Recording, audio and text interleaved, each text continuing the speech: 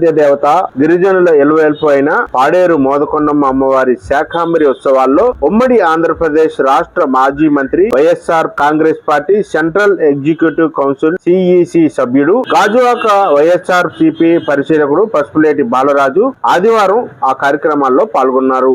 అమ్మవారి ఆలయానికి చేరుకున్న మాజీ మంత్రి బాలరాజుకు ఆలయ కమిటీ సభ్యులు ఘన స్వాగతం పలికారు. శాకాంబరి అలంకారంలో దర్శనమిస్తున్న శ్రీ మోదకొండమ్మ అమ్మవారిని దర్శించుకుని ప్రత్యేక పూజలు నిర్వహించారు. పూజల అనంతరం ఆలయ కమిటీ సభ్యులు ఆయనను ఘనంగా సత్కరించి జ్ఞాపికను అందజేశారు. ఈ సందర్భంగా గ్రూప్ 1 అధికారిగా సేవలందిస్తున్న గుడిసా బాలకృష్ణకు కేంద్ర ప్రభుత్వం ఐఏఎస్ హోదా కల్పించడంతో ఐఏఎస్ హోదాలో తొలిసారిగా మోదకొండమ్మ అమ్మవారిని దర్శించుకున్న ఆయనను మాజీ మంత్రి పసుపులేటి బాలరాజు, ఐఏఎస్ అధికారి శివకుమార్ నాయుడు ఘనంగా సత్కరించి శుభాకాంక్షలు తెలియజేశారు. అనంతరం మీడియాతో మాట్లాడిన పసుపులేటి బాలరాజు, మన్యం ఆరాధ్య దేవత పాడేరు మోదకొండమ్మ అమ్మవారి ఆశీస్సులతో రాష్ట్ర ప్రజలందరికీ సుఖశాంతులు, ఆయురారోగ్యాలు, ఐశ్వర్యం కలగాలని అమ్మవారిని ప్రార్థించినట్టు తెలియజేశారు. ఈ కార్యక్రమంలో ఆలయ కమిటీ సభ్యులు, అధికారులు, భక్తులు, పార్టీ నాయకులు, కార్యకర్తలు తదితరులు పాల్గొన్నారు.